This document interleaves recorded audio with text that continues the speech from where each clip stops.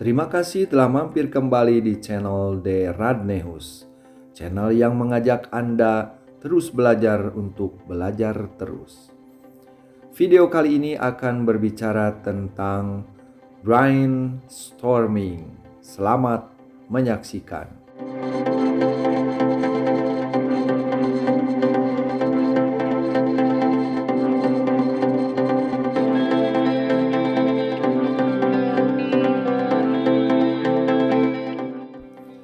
Perhatikan ilustrasi berikut. Ketika kita menghadapi permasalahan dalam sebuah organisasi, kita akan berkumpul, mengumpulkan ide, mencari ide, kemudian dijadikan bahan untuk diskusi. Nah, dalam sebuah diskusi, tentu setiap anggota akan mengeluarkan ide atau pendapat, dan akan terjadi perbedaan pendapat. Oleh karenanya, harus menahan emosi dan berlapang dada sehingga dapat ditemukan kemufakatan dalam diskusi tersebut sehingga menghasilkan solusi. Dengan demikian, berikut definisi dari brainstorming.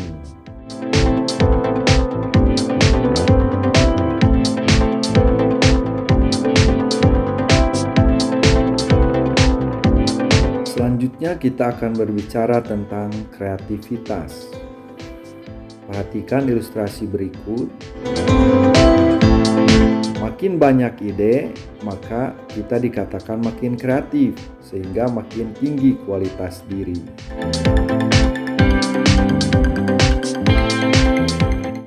Terdapat 4 hal yang harus diperhatikan dalam brainstorming.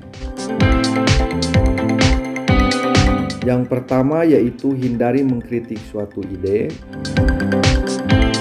gali ide dalam jumlah besar, bahas setiap ide yang muncul, dukung dan gali lebih dalam ide yang ekstrim dan berlebihan.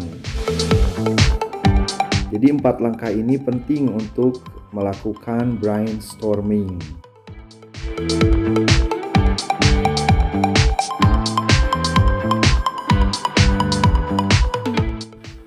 Selanjutnya kita bahas brainstorming skala besar yang menggunakan creative problem solving dengan 4 langkah berikut.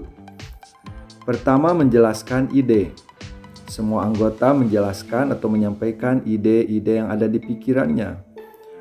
Yang kedua, membentuk sebuah pemahaman berdasarkan ide-ide yang dijelaskan oleh anggota diskusi.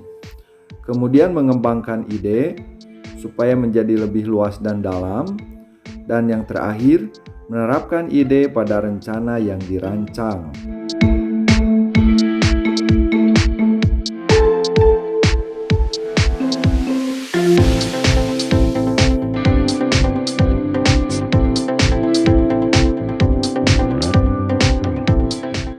Pembahasan kita lanjutkan dengan prinsip brainstorming. Ada 4 prinsip. Yang pertama, keseimbangan antara pemikiran yang berbeda dan konvergen. Jadi pemikiran yang berbeda dan sama itu harus seimbang. Yang kedua, gunakan masalah sebagai hal yang dibicarakan. Artinya dalam diskusi tidak boleh membicarakan hal di luar permasalahan. Yang ketiga, menangguhkan penilaian dan kritik. Jangan dulu mengkritik ide atau gagasan orang lain.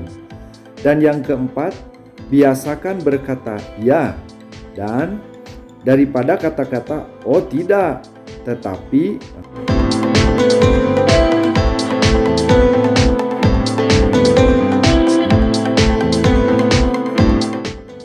Bagaimana prosedur brainstorming? Langkah pertama, merencanakan brainstorming. Ingat, gagal dalam perencanaan sama dengan merencanakan kegagalan. Maka perencanaan harus baik. Langkah kedua, proses brainstorming. Terdapat 4 kegiatan dalam langkah kedua ini. Dan langkah ketiga, merinci peraturan dasar brainstorming. Harus jelas peraturan brainstormingnya. Langkah keempat, langkah terakhir dalam prosedur ini yaitu menyimpulkan hasil brainstorming.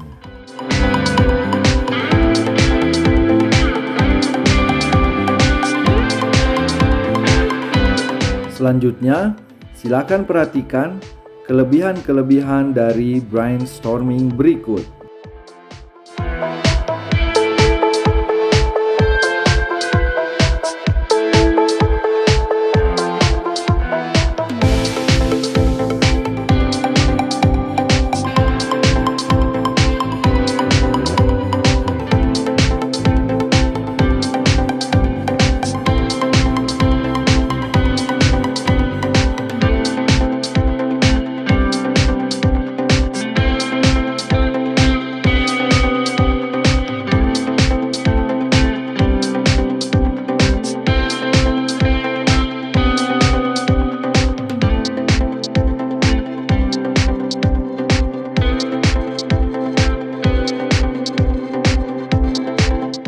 Lalu, bagaimana brainstorming untuk pelajar?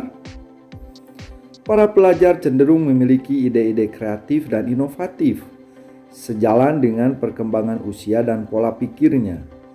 Ide-ide kreatif dan inovatif para pelajar harus disalurkan ke arah yang positif, agar dapat meningkatkan kreativitasnya.